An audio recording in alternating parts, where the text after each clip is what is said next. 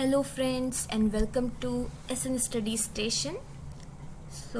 आज हम लोग ब्लड रिलेशन का टॉपिक डिस्कस करने वाले हैं।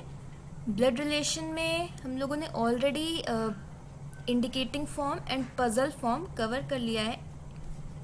Indicating form and puzzle form हो गया है और ये हमारा थर्ड फॉर्म है जो कि है कोडेड फॉर्म। इस पर आज हम लोग बात करेंगे और इसके क्वेश्चंस देखेंगे। स्टार्ट करते हैं ये सेशन। अच्छा, कोडेड फॉर्म की अगर बात की जाए तो जैसे हम लोगों ने इनइक्वालिटी में भी देखा था कि कोडेड फॉर्म होता है, उसी तरह से इसमें भी होगा। यानी कि आपको सिंपल, जैसे इंडिकेटिंग में क्या होता था, इशारा करके बताते थे, और पजल फॉर्म में क्या होता था कि आपको पजल दिया होता था, उसको आप जैसे एक से एक जोड़ते जाते थे, एक एक सेंटेंस पढ़ के उसको जोड़ते जाते थे, वैसे वैसे आपको रिलेशन मिलते जाते थे। अब यहाँ पे कोडेड फॉर्म है, यानी कि आपको रिलेशंस जो होंगे वो सिंबल्स के थ्रू कोड किए जाएंगे और वो आपको डिकोड करने होंगे, उसके बाद आपको रिलेशन बनाना होगा। स्टार्ट करते हैं और पहले क्वेश्चन की तरफ मूव ऑन करते हैं। पहले क्वेश्चन की तरफ बढ़ते हैं। तो यहाँ पर पहला क्वेश्चन आ चुका है। क्वेश्चन दोनों ही लैंग्वेजेस में है, हिंदी और इंग्लिश। आप जिसमें भी कंफर्टेबल हो आप उसमें सॉल्व कर सकते हैं। देखिए, यहाँ पर क्वेश्चन 1 है कि ये जो जानकारी दी हुई है, इसके बाद की जो जानकारी दी हुई है इसको आपको पढ़ना है अच्छे से और इससे जुड़े क्वेश्चन करने हैं। तो जानकारी ये दी हुई, a प्लस बी का मतलब होता है a is father of b, ठीक है। a माइनस बी का मतलब होता है a is wife of b। इस तरह से ये रिलेशन दिए गए हैं, मतलब कि प्लस है तो इसका मतलब कि a b के फादर हैं, ठीक है। a और b के बीच में प्लस है तो a पहले है b बाद में है, इस तरह से दिया हुआ है। तो यहाँ पे हमें एक क्वेश्चन दिया हुआ है, if p divide r plus s plus q, ये दिया हुआ है। तो अगर हम इस रिलेशन को बना लेते हैं, ठीक है, क्या है, p divide r plus s plus q, अगर हम इससे फॉर्म कर लेते हैं, इसे बना लेते हैं, तो हमें बताना है कि इनमें से ये जो 5 स्टेटमेंट दिए गए इनमें से कौन सा सही स्टेटमेंट है। देखिए क्या करेंगे कि p डिवाइड r, डिवाइड वाला ये वाला दिया हुआ है, डिवाइड यहाँ पर दिया हुआ है।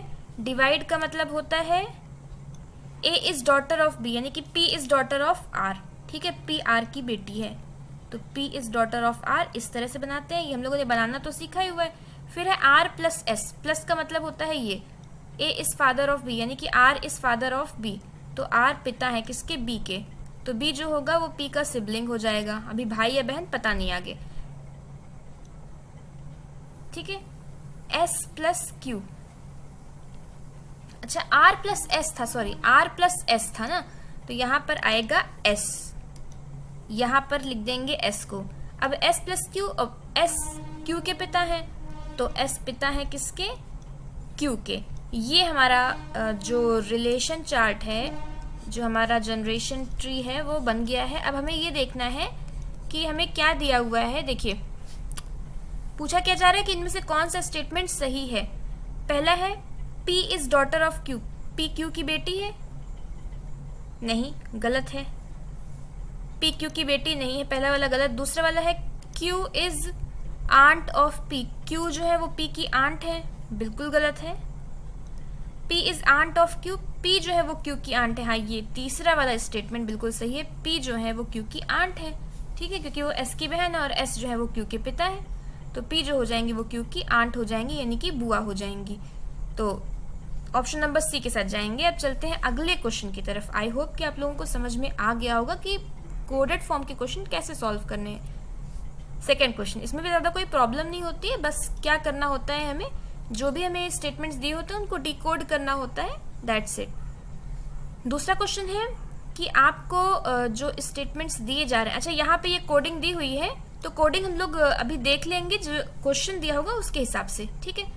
तो दिया जा रहा है कि इनमें से कौन सा स्टेटमेंट, इन पांचों में से कौन सा स्टेटमेंट इन पांचों में से ये शो कर रहा है कि a is aunt of e, a जो है वो e की क्या है, आंट है, ठीक है।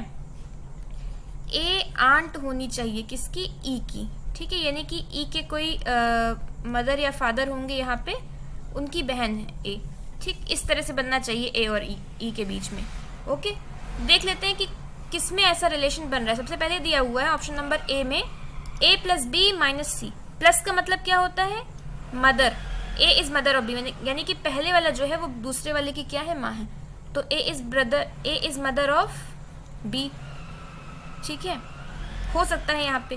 फिर बी माइनस सी है यानी कि बी इज ब्रदर ऑफ सी, ये हो जाएगा। फिर सी एस्ट्रिक डी है यानी कि ये सी इज सिस्टर ऑफ डी, और फिर लास्ट में डी हैशटैग ई, डी क्या है, D is father of E.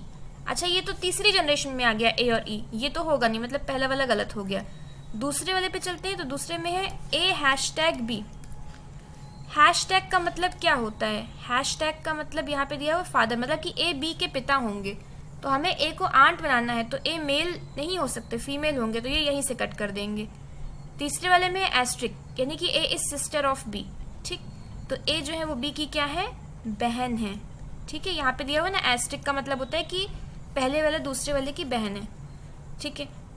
B hashtag c, b c के पिता है, ये हो गया। C asterisk d, c is sister of d and d minus e, d is brother of e, ठीक। अब यहाँ पे ई के पिता है बी और बी की बहन है, तो यहाँ पे थर्ड वाले में ए जो है वो ई की आंट बिल्कुल हो रही हैं, और थर्ड वाले के साथ हम लोग जाएंगे, ऑप्शन नंबर सी बिल्कुल सही है। अगले क्वेश्चन पे चलते हैं। हाँ, ये रहा अगला क्वेश्चन आपके सामने। यहाँ पर क्या हो रहा है, ध्यान से देखिए।